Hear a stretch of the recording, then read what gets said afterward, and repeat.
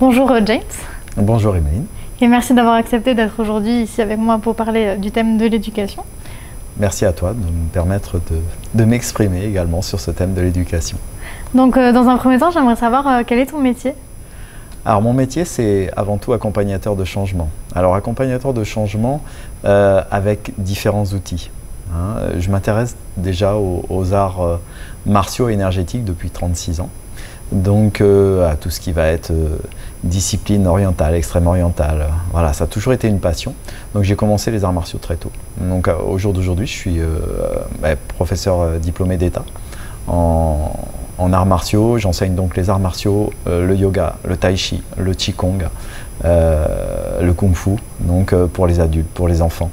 Le yoga également, et je suis également praticien en médecine chinoise et praticien aussi en conseiller en homéopathie uniciste également, avec une approche naturopathique. Et donc voilà,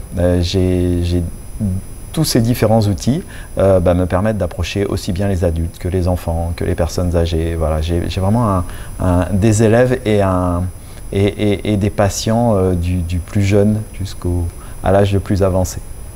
Super. Et qu'est-ce qui t'a donné envie de se mettre aux arts martiaux? Alors, déjà une forte passion depuis mon plus jeune âge. Alors, je pratique depuis 36 ans, donc ça veut dire qu'autrefois, c'était pas... Quand je dis autrefois, c'était pas aussi développé qu'aujourd'hui. Donc, forcément, il fallait aller chercher. En plus, j'habitais en campagne, donc il existait peu de livres, peu de films. Donc, pour moi, ça a toujours été une passion. Alors, beaucoup de mémoires aussi. Il y a beaucoup de mémoires qui me sont revenues. Alors, des mémoires, sûrement des mémoires passées.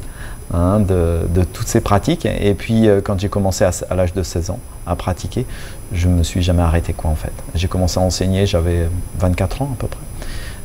Et j'ai commencé également les pratiques thérapeutiques, on va dire, la médecine chinoise, la naturopathie, j'avais 23 ans.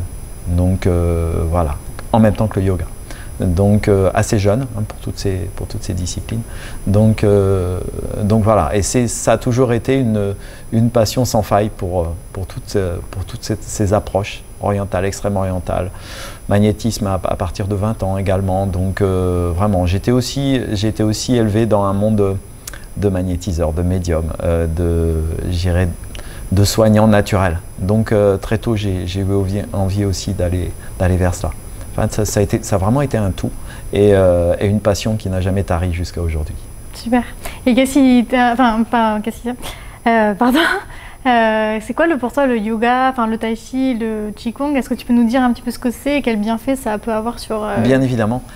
Donc le yoga, c'est une discipline indienne. Alors bon, même si le yoga pour moi est universel, c'est une discipline qui est née en Inde, qui a été transmise par des sages.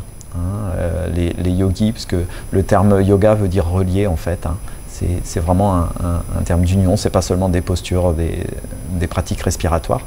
Et le yoga, c'est vraiment une philosophie. C'est avant tout se relier notre petit moi au tout, au grand soi. C'est nous relier à la nature, à notre nature.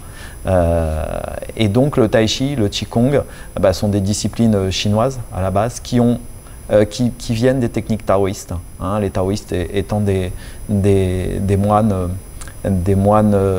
chinois qui ont adopté la religion taoïste. La religion taoïste, c'est une religion qui était beaucoup basée sur la nature. On parle de Tao dans les arts taoïstes. Et toute la médecine, comme on la connaît actuellement, la médecine chinoise, émane également de ce courant de pensée, en ayant été un peu édulcoré par la révolution culturelle, mais il y a une pensée très très forte, notamment pour ce qui va concerner notre place dans l'univers, le respect des saisons, le respect de la nature, le respect de notre nature également, et comment faire redémarrer un corps qui à un moment donné a envie d'énergie, comment le ressourcer, et puis également comment le maintenir en bonne santé, et ça c'est un élément fondamental. Et donc je transmets ces disciplines, yoga, tai chi, qigong et kung fu également, et notamment kung fu pour les enfants. Ça fait 26 ans, 27 ans que j'enseigne les arts martiaux pour les enfants, et je trouve que c'est d'une richesse toujours